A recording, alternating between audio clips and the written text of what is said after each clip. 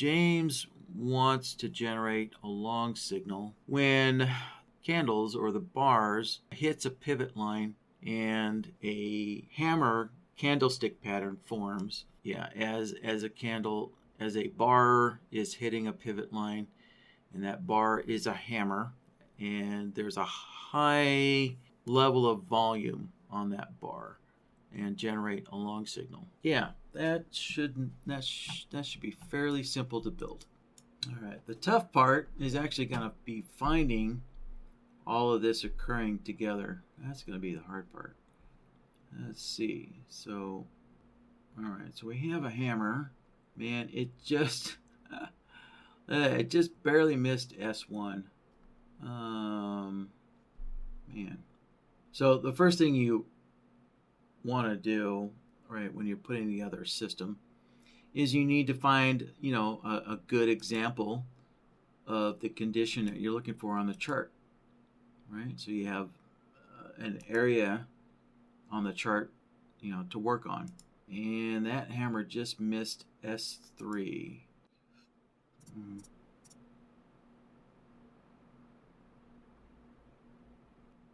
No luck there either.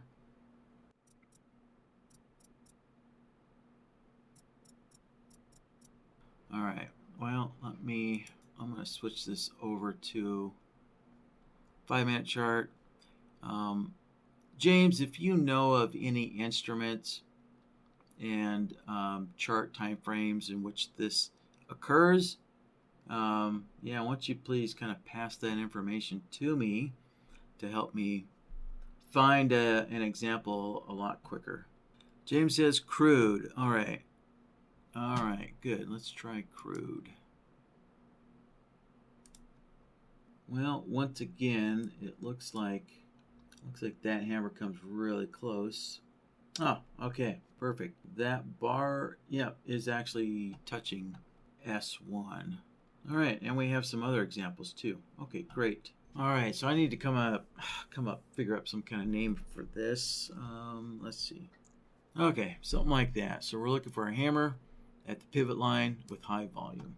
All right, so let's do the simple thing here. So for high volume, I'm just going to simply say, if the volume, right, is greater than the volume moving average indicator, right? So I have the volume in blue and the volume moving MA, the volume MA indicator, right, in orange there. So, all right, so let's look for this condition here. Volume being higher than the moving average. Okay.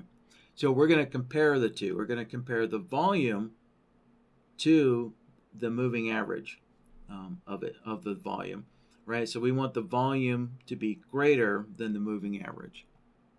So let's grab a comparison solver, right? So again, remember from the previous questions, right, we have this other time frame here. So we want to grab all of our solvers from the default time frame. So whenever we're going to add a new solver from the default time frame. So let's grab a comparison solver. We'll connect that in there.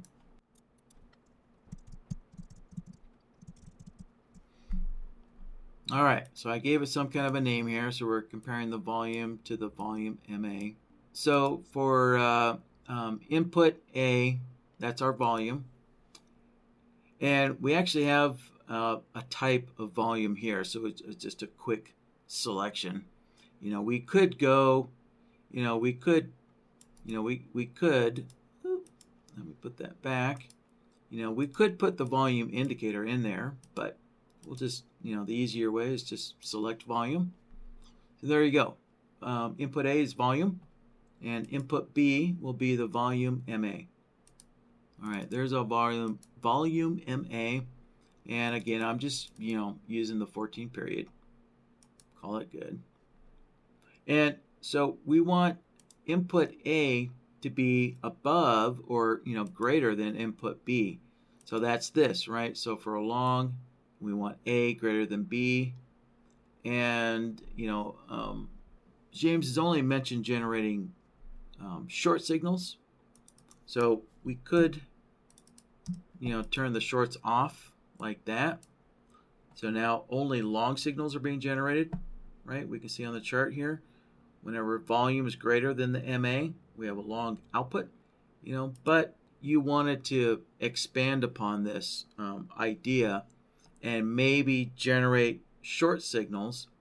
Well, then you will need to turn the short signals on, like so. So as a better design, this condition of high volume is really, it's non-directional, right? It's a non-directional type of charting condition.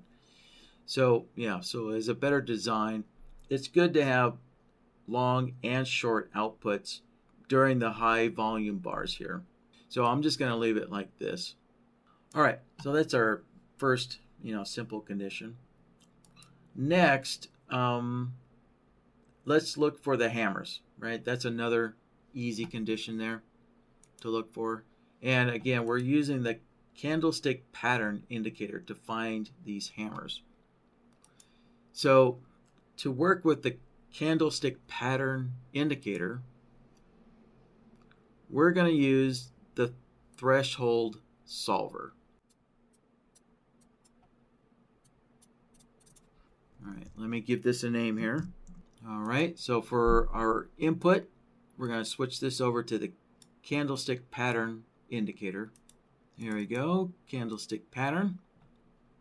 And the pattern is the hammer. Let's see, I think I'm pretty sure I left the strength at 4. All right, so we'll just leave that alone. And we can see here that this candlestick pattern has an output, so that identifies when the pattern is found. So that's what we want to read, is this output here, of the pattern being found. So there we go. That's that plot is already selected for us. So let's click OK. And so now we just need to select an output. So we're only looking for long signals when there's a hammer. So I'm only going to turn the long output on, right? So the short outputs are going to be left off. So, maybe if you want to create a short signal, you might want to set up a shooting star pattern, and the shooting star would then have the short output turned on, and the long output would be left off for the shooting star. So all right, so we can see on the chart, right, there you go. There's 2 hammers, and we're getting a long output on those hammers. Let's see if there's any others. Oh, yeah. There we go. There's another hammer.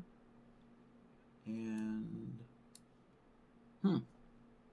that was actually not marked by the candlestick pattern. Let me double check the strength here.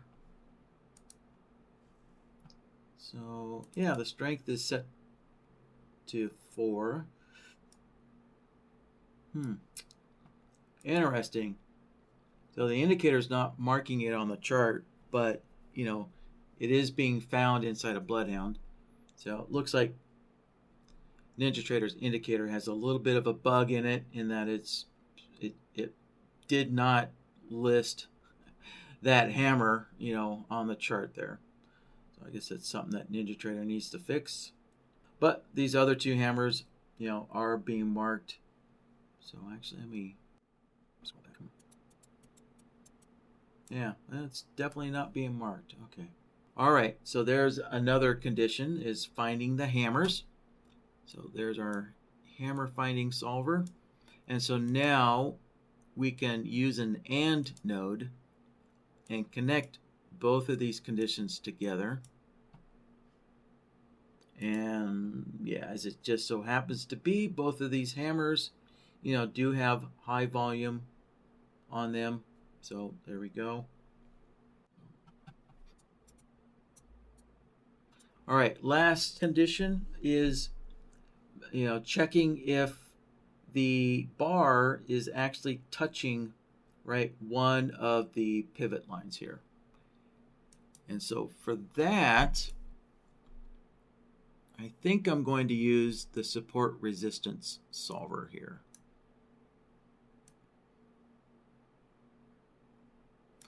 So I'm going to have to test this out here to see if this is going to work as I think.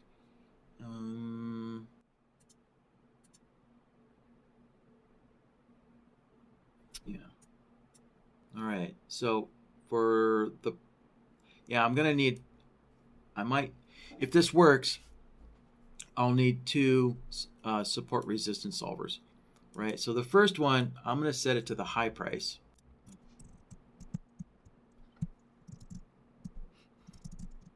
There. All right, so we're comparing the high price of the bar to the pivot. Well, we're not comparing, but we're using the support resistance solver. And let's see here. So yeah, so we want to use an indicator within the support resistance solver. So we need to set this to true. There we go. So when this is set to true, now we can see, right, a input field for indicators opens up there, right? So now let's put in the candles, or put in the pivots indicator. Sorry, the pivots indicator. All right, so let's get that set up.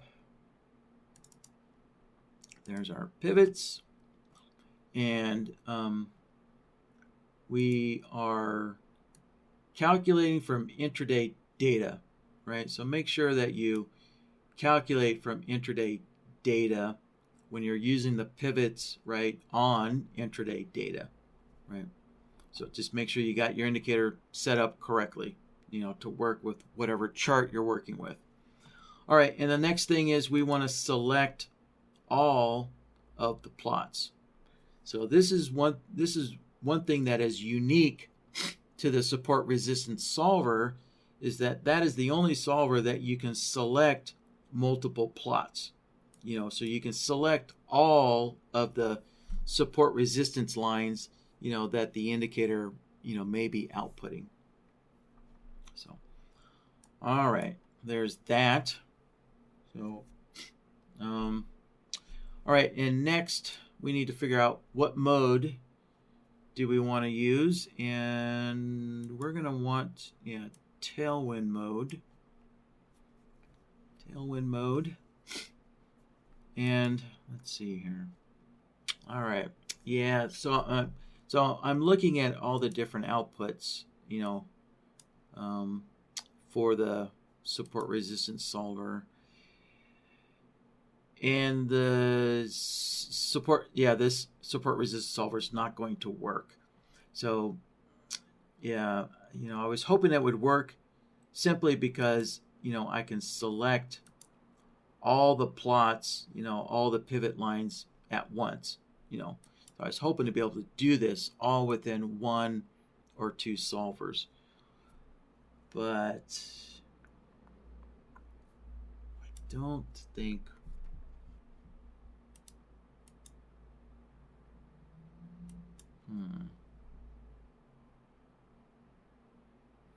Yeah, this is not technically going to work as we need it to. So, you know, this could get us close, but the support resistance solver is not designed to check if price is, you know, if a bar is straddling, you know, one of the pivot lines. You know, it's designed, the support resistance is designed to check if price is close to the line. It's designed to tell you how close, you know, price is getting to the line, but not is the bar straddling the line. So, you know, a technical difference there that's, you know, critical. So we're going to have to go a different route here. All right, we're going to go a different route. So let me get rid of that solver. All right, so I'm going to delete that from the list there. All right. So what we will need are a bunch of comparison solvers. So let me grab a comparison solver.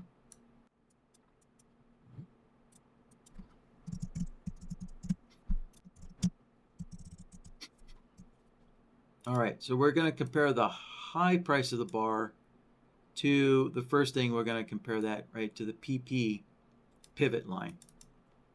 So, all right, input A is going to be price, and it is going to be the high price. Well, I'm just kind of thinking, since the question was only about generating long signals only, I could take a shortcut that only requires one solver here, since we're only generating long outputs only. Oh, actually, no. Yeah, I can use one solver regardless of whether we're generating long and shorts. So, yeah, so I'm going to set the price type long to the high of the bar. Oops. To the high of the bar. And the price type short to the low of the bar. And for input B, right, that needs to be the PP line of the pivots indicator. So let's set that up. All right, there's our pivots indicator. And we're going to select the PP line first.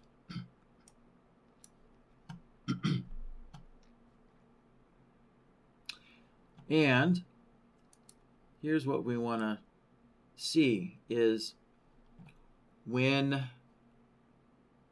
right, so if an indicator, right, is touching, actually, I need to set A equals B.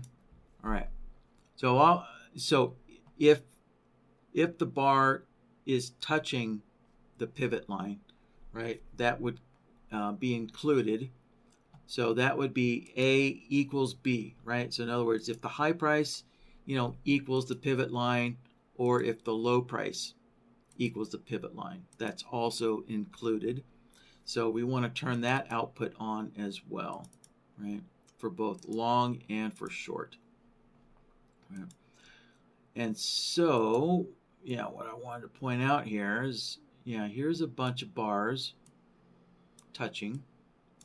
So we can see these three bars touch the pivot line.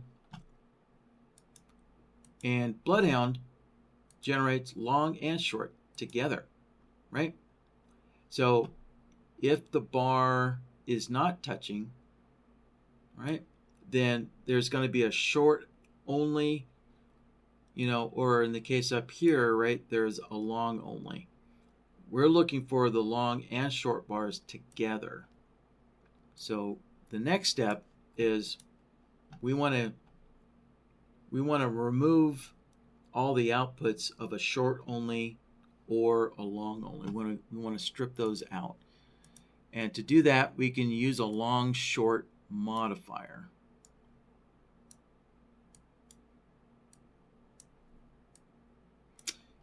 And the mode would be product, or product is multiplier, right? And there we go. So now we've identified all the bars touching the PP pivot line. There. So I'm just going to rename this to the mode that it's running in. All right, so there we go. So there's a solver that tells us if a bar is touching a pivot line. So now I can make copies of this solver, right, and then just change which pivot line is being identified or being used. So let's go over to the solvers tab, and there's our comparison solver right there. Let's hit the copy button, All right. So let's see. Let's do R1. All right. So we're going to go into input B for our pivots indicator. Open that up, and we're going to select R1. There. And let's make another copy. So next, let's do S1. Go into our indicator. And there is S1. We'll select S1. All right. So for now, I'm just going to do R1 and S1. All right. So now we need to put those comparison solvers on our logic board here. So let's go to existing nodes, the default time frame, and there is R1 and S1. So let's put R1 on the board. There we go. And then do the same thing again, and we can put S1 on the board. There. And so now we just need some more long short modifiers.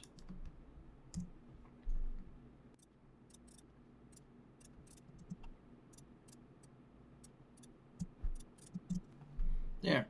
All right, let's get those connected up like so. Now, so we have, right, 3 solvers, each one for a different pivot line. And this time, all of these conditions need to go into an OR node, right? Because price could be touching either or of these pivot lines.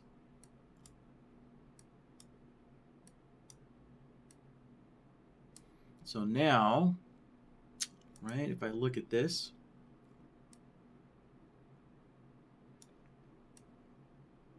right, so now it doesn't matter if the bar is touching the PP line or the S1 line, right? I'm getting an output telling me that price is touching it. Let's see if we can scroll around here a little bit. Yeah.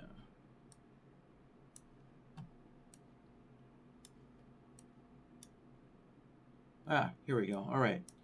So here's a day where, yeah, we have a bunch of pivot lines kind of compressed together. And anytime a bar is touching one of these pivot lines, doesn't matter if it's, right, S1, PP, or R1, there, it's been marked. We have an output for that. Okay. So, you know, you probably figured out by now that, you know, if you want to include all of the pivot lines, right, all you need to do is just make more of these comparison solvers with a function node, right, and then just add it to the OR node here. So whatever, you know, pivot lines you want, you just need a comparison solver for each one of the pivot lines that you want to test the hammer against. Right? So, but I'm just going to kind of keep this short for now. All right, so, you know, right now, what we're looking at is we have the hammers identified with high volume, a hammer with high volume. So now one of these are, yeah, this one over here, right, it's not touching the pivot line. So that one needs to get filtered out. So all we need to do is connect in our pivot touching logic. And once we connect that into our AND node, there we go. This one was removed, but this hammer, right, this bar is still touching the S1 line. And so there it lights up. So.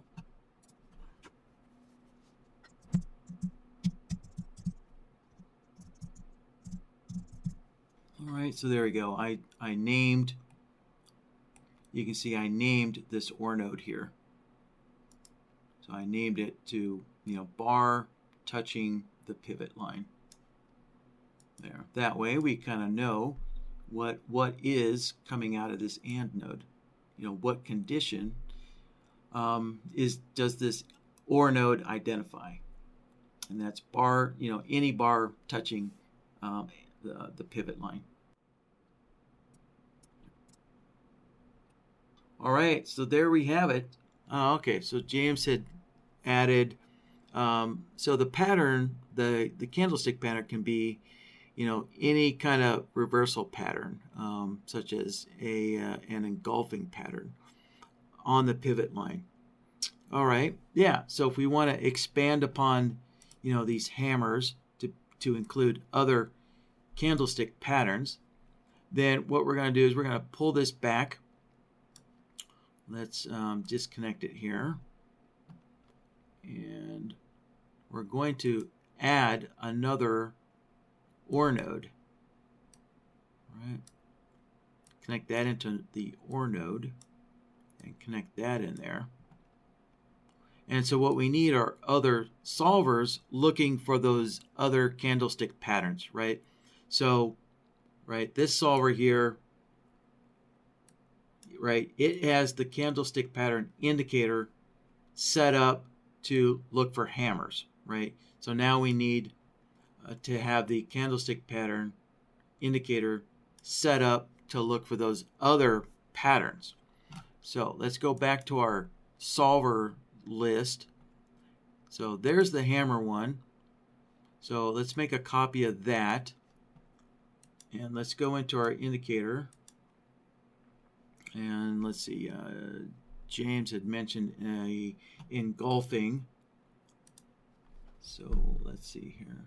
Yeah, it doesn't look like the candlestick pattern includes engulfing. Yeah, let's maybe, how about, you know, 3 white soldiers instead here. Nope.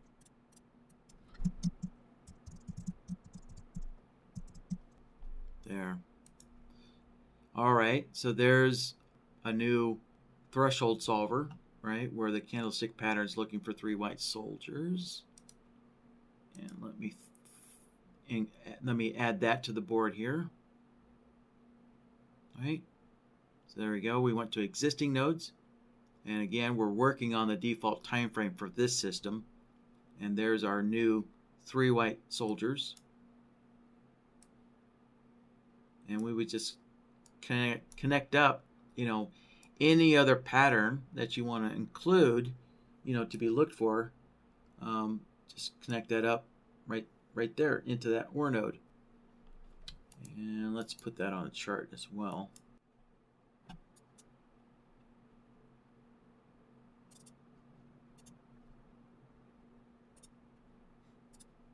Well, here is a hammer clearly touching the PP line.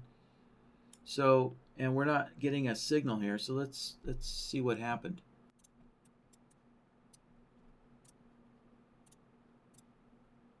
Oh, uh-oh. Well, shucks. Looks like all my logic got lost here.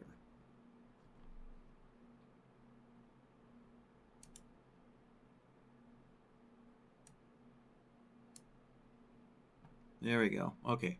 So, luckily, I had saved, you know, all that work back to the file. So I just went to File and I just reloaded the same file. And there we go. Yeah, so there's all my work again. And there we go. Okay. So now we're back to normal. All right. So I'm not sure what happened there. So,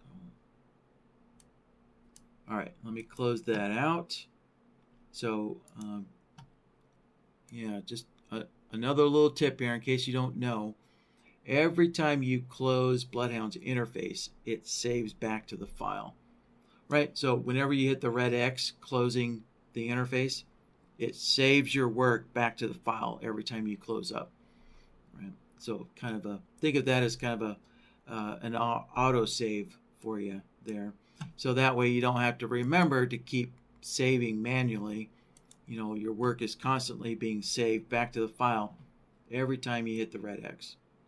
All right, so there's that. And let me reload the chart so we can clear out that message. There it is. Okay. There we go. There's our signal.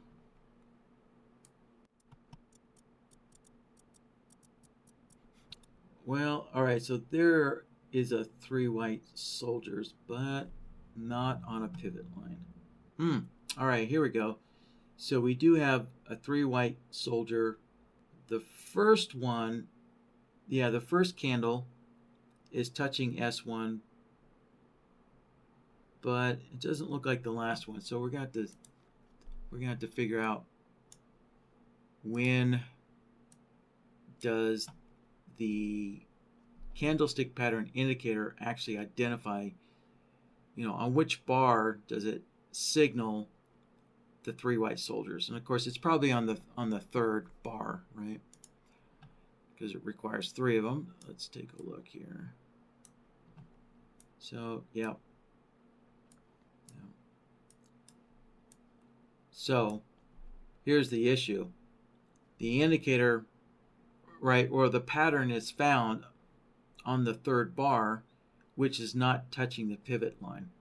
So if you wanted to do something like this, if you wanted to use a pattern, that uses several bars, multiple bars, but only the first bar touches, before the pattern actually materializes, then we have to, build in some additional logic here to allow the first bar of the pattern, so that if the first bar of the pattern is touching, then a signal would still be generated.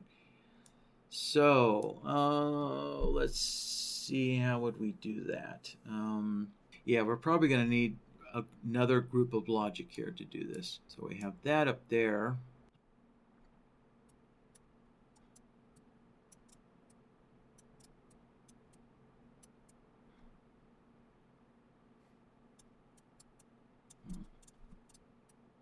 All right, so I'm going to build a little test case here. So we can see that, all right, the first white soldier is touching S1, but the indicator doesn't generate a signal, right, of course, until the third white soldier shows up.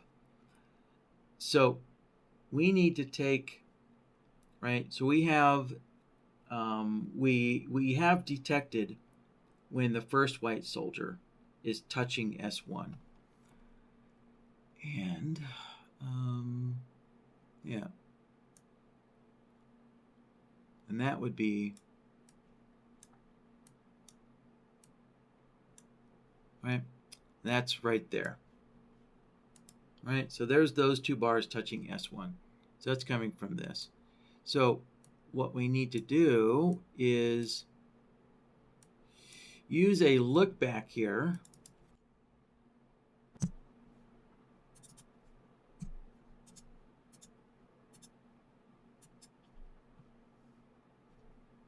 And so we're going to use the look back to look back 3 bars, right? So let's name this here.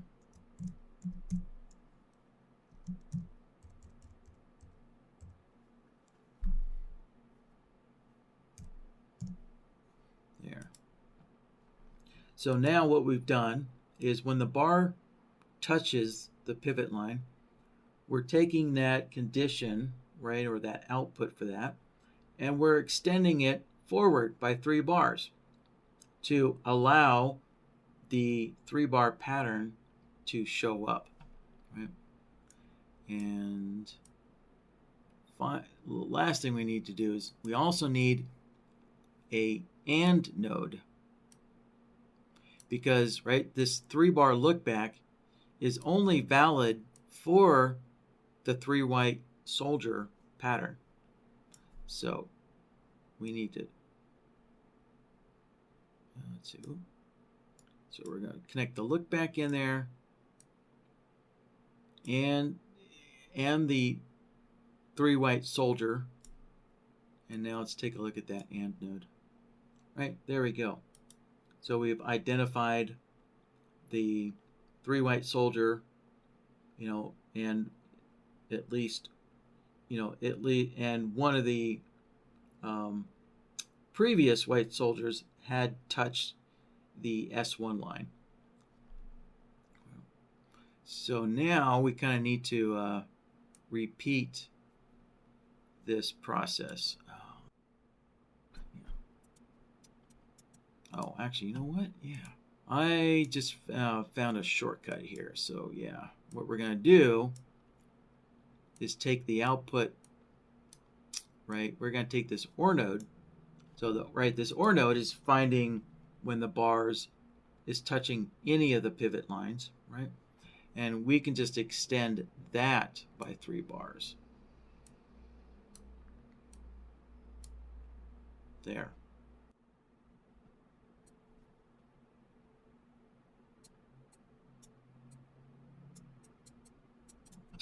So now this this AND node, let me click off, there we go. So this AND node, it needs to be tied, this AND node needs to be tied in to the last AND node. However, if we do this, that's just going to break everything. Yeah, so what we need is another OR node. There we go. There. All right, so the reason why we need another OR node is because, yeah, let me actually move this up here. All right, so this OR node up here, right, this is, right, this is identifying, right, when any of the bars touches a pivot line. Right, and of course, it's only good when the bar is actually touching the pivot line. So the pattern, for example, the hammer pattern, has to, right, also be touching the pivot line. But some of these patterns, right, take several bars. So we have this exception over here, right? So using the look back is allowing for 3 bars to go by.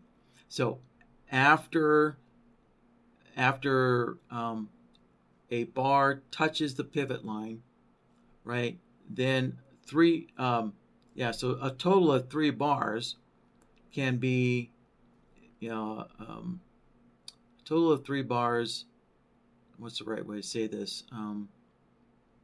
The pattern can be composed of 3 bars, right? So this could be a 3-bar pattern. So this look back allows for a 3-bar pattern to occur, and so in this case it's our 3 white soldiers. So I'm combining the 3 white soldier pattern, with an AND node with this look back.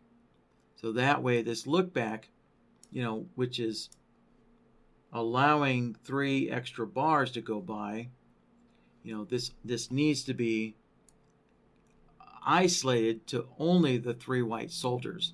So that's why we use an AND node.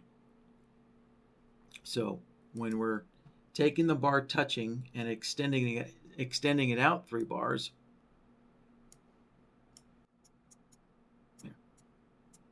right?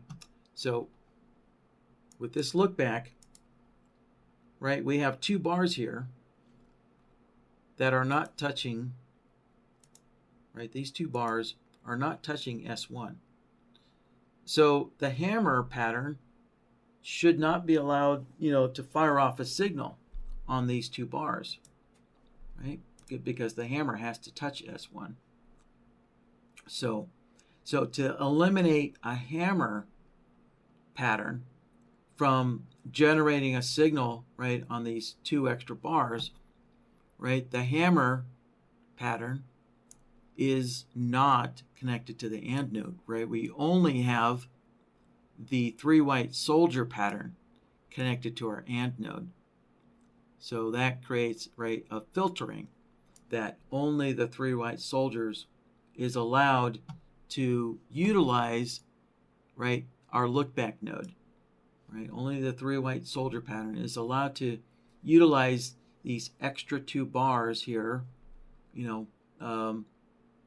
of the bar touching the pivot line. Right? So hopefully, hopefully that kind of clearly explains, what's going on here. Right? So we have, so this OR node, right, is for 1 bar patterns, right, and this AND node is for 3 bar patterns. So if you want to include a 2 bar pattern, let's say you have a 2 bar pattern, right? Well, then you need this. You're gonna need the same logic over again. So you would create a look back node, right, that looks back for 2 bars. And then you would need another AND node. And then you would take your, whatever solver you have with a 2 bar pattern, right, that would be connected into the AND node, right? So a separate group of look back and AND node for a 2 bar pattern. And you'd connect your 2 bar pattern into it.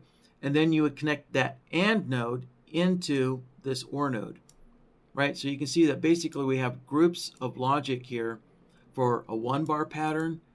Then we have a group of logic for a 3 bar pattern. And then if you had a group of logic for a 2 bar pattern, then you would add that in here and connect it in to the OR node, right? That way, either a 1 bar pattern, can get a signal through, or a 3 bar pattern can get a signal through. And if we had built out the 2 bar pattern, connected it in, then that means or a 2 bar pattern can get its signal through to this AND node. So, let me see if there's any follow-ups kind of on this 3 bar pattern here. Let's see. All right, looks like James is happy with what we got so far. Let's see, bullish engulfing. Okay, yeah, I was wondering about that. It's been so long since I learned my candlestick patterns, I've forgotten the vast majority of them. So the key ones are, that people use a lot. I still remember those, the hammer or the shooting star. Yeah, all right, so let's build a bullish engulfing solver here.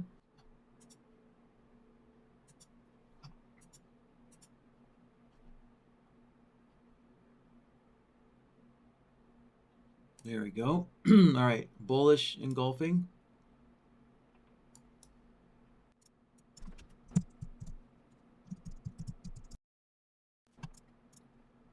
All right, so let's put that solver on the board.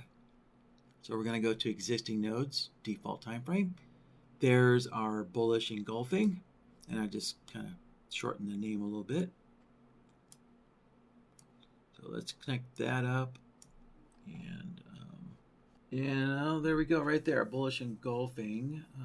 Well, let me also add that indicator on here.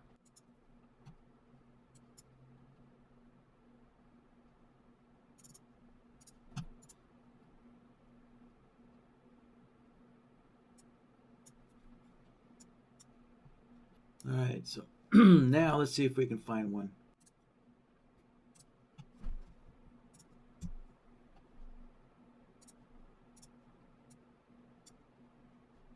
There we go. And all right, well, we got really lucky here. Okay, so we have a bullish engulfing, and it happens to be touching the PP line, and it looks like it is a 1 bar. No, that's got to be a 2 bar pattern. All right, just a moment while I do some testing here.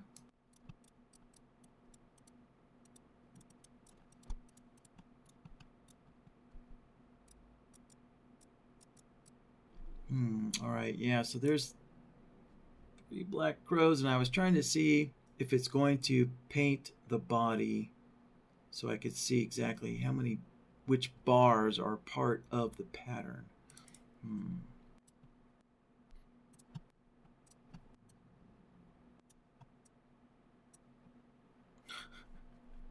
Interesting. Wow, it looks like the candlestick pattern indicator uses the same orange color.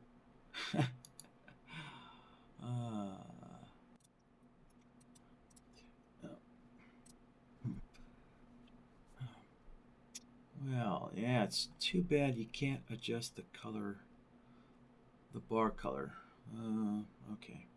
All right. So I got that figured out. So let me put this back to 3 white soldiers.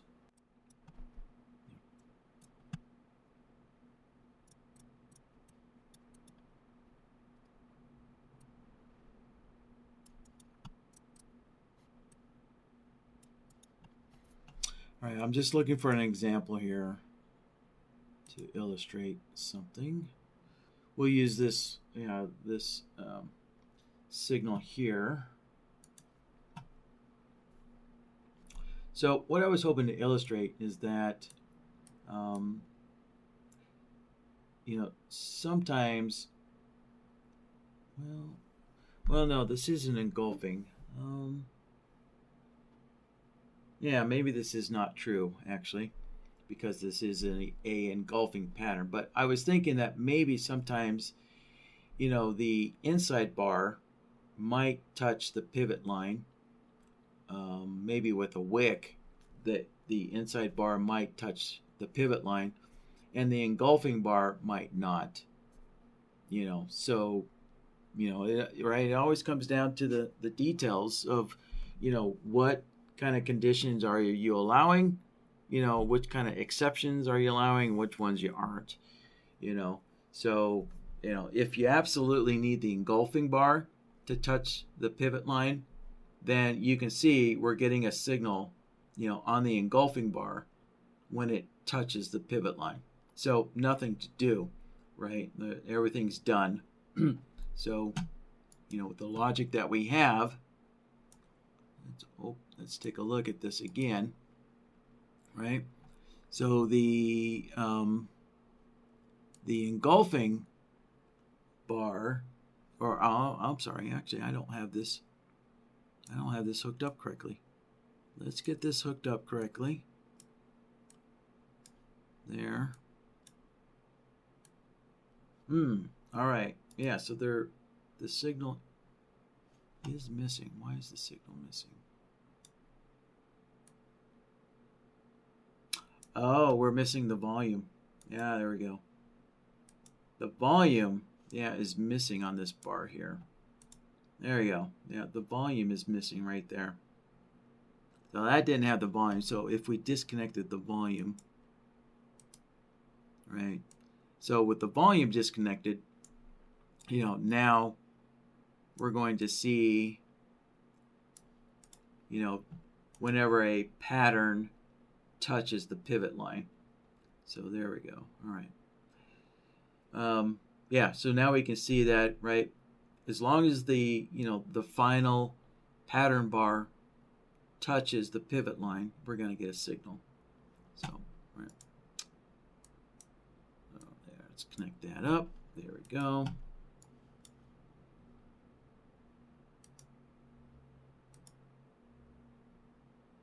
Oh, here we go. So here's a hammer and a bullish engulfing, and the bullish engulfing is touching the pivot line. And they both have high volume spikes there. Yeah. So, all right. So it looks like the bullish engulfing really doesn't need a 2-bar exception there, like the 3 white soldiers did. Right. The 3 white soldiers needed a 3-bar exception. Maybe again. It depends on what your exact conditions are. Maybe the 3rd white soldier needs to be touching, for the pattern, for you consider that the pattern that you're looking for, you know. And so if the third soldier has to touch the pivot line, then you would just, you know, get rid of this extra, you know, exception piece of logic here. All right, so let me go back to the Q&A window and continue reading through these questions. David's got a good question here. Where exactly did that filter out the short signals overall? Right. So, you know, if we look at the, you know, bar touching, right? Here, let's see here.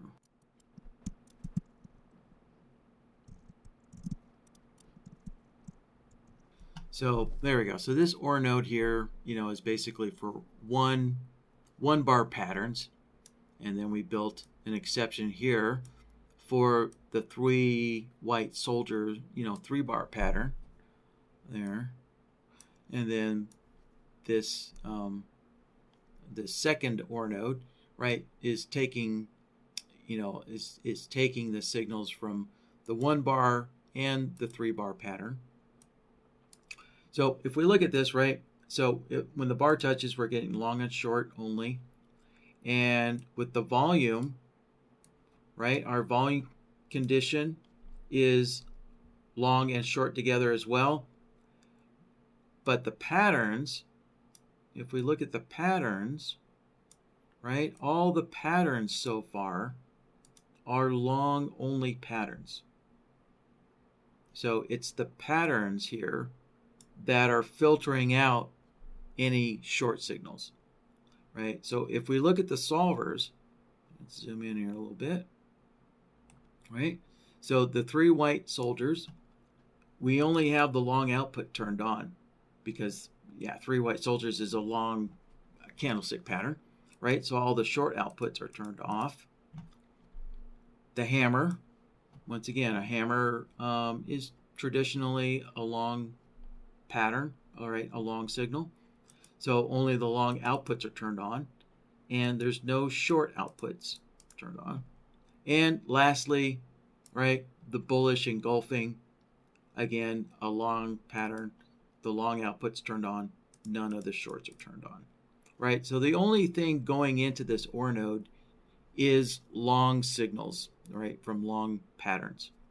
So it's this, right, so it's these solvers here which are long only, and therefore when everything passes through the AND node strips out the short signals because the OR node only has a long output. There's no short output coming from this OR node. So, all right. Well, then, yeah, looks like we're done with all the comments and questions on this pivot pattern system from James. All right, yeah, I guess we're done here.